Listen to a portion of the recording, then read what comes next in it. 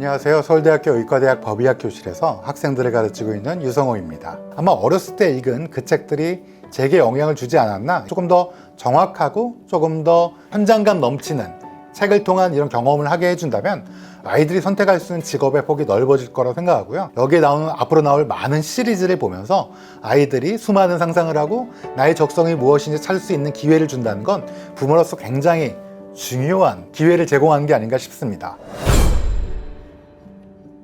보통 의과대학을 졸업하면 환자를 보는 의사를 하거나 아니면 드물게 기초의학을 연구하는 의사를 생각하게 되는데요. 법의학은 아마 말은 많이 들어오셨는데 생소하실 수도 있을 것 같아요. 법의학은 보통은 죽은 사람을 대상으로 연구를 하는 학문입니다. 사람이 사망하게 되면 그 사람의 그 사망 원인이라든지 사망의 종류, 또 사망의 기전을 연구하는 그런 의사인데요. 이건 굉장히 중요합니다. 물론 살아있는 사람을 고쳐주는 그런 의학도 중요하지만 어떤 분이 돌아가셨을 때 그 사망의 또 기전을 밝히는 것 역시 이 사회의 정의를 구현하고 또 인권을 옹호하는데 굉장히 중요한 역할을 하는 그런 학문이라고 볼 수 있습니다. 저는 이 책을 통해서 법의학이라는 학문을 소개하려고 합니다.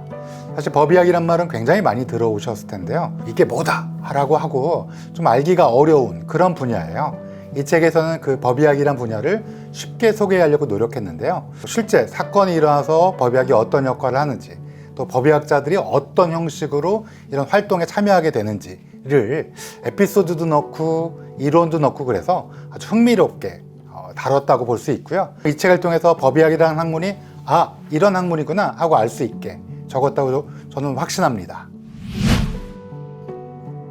사실 법의학자가 보통 드라마나 영화 같은 데서 많이 소개됩니다.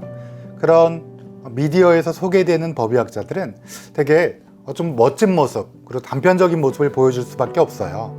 그래서 많은 분들이 법의학자 하면 형사님들처럼 현장에서 뛰고 뭔가 범인을 잡고 뭐 이런 걸로 착각하시는 분들도 계세요. 근데 실제 법의학자는 조금 외로운 직업이기도 해요.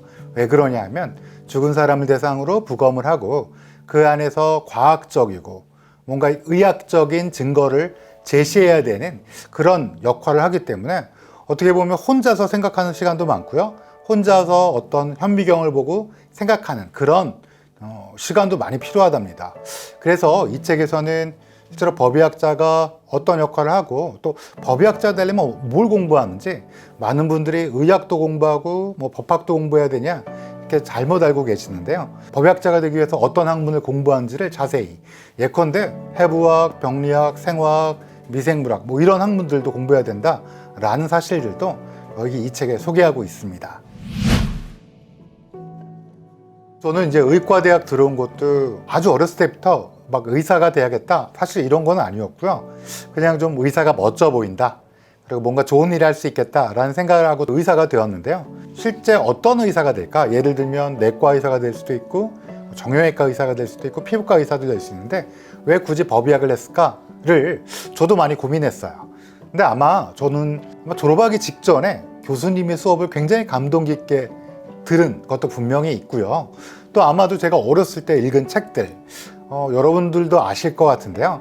명탐정 홈즈 뭐 이렇게 많이 표현되는 셜록 홈즈 시리즈라든지 아니면 궤도 루팡도 좋아했고요. 아가사 크리스티의 미스 마플이나 에르킬 포아르에도 굉장히 어렸을 때 열광하면서 읽었거든요. 아마도 어렸을 때 읽은 그 책들, 미스테리, 그 다음에 뭔가 사건을 해결하고 이런 것들이 제가 영향을 받았고, 그런 영향 때문에 지금 이런 법의학자도 비슷한 면이 분명히 있거든요.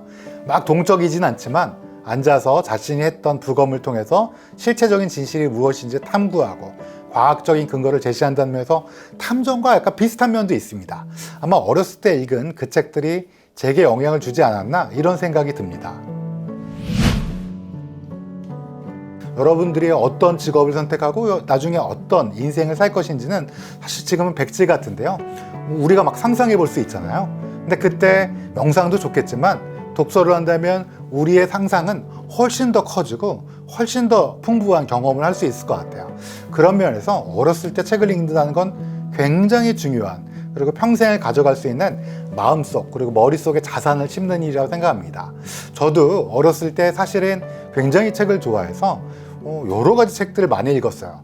그러니까 막 어렸을 때 만화책도 읽고요. 그다음에 역사책도 읽고 심지어 좀 어려운 책들도 많이 읽었었어요. 근데 그런 것들이 아까 직업 선택할 때도 아마도 제가 어렸을 때 읽은 추리 소설에 영향을 끼쳤다고 말씀을 드렸다시피 어린이 또는 청소년 여러분들이 이런 책을 읽음으로써 정말 다양한 상상을 하면서 자기가 어떤 직업을 할지는 모르겠지만 풍부한 마음속의 경험을 갖고 인생을 보다 좀 충실하게 풍부하게 살 수 있지 않을까 이런 생각이 듭니다. 책은 꼭 굉장히 중요한 경험이다. 꼭 읽었으면 좋겠다라고 생각합니다. 매년 우리 아이들에게 희망 직업을 물어보는 일은 제가 어렸을 때도 있었습니다.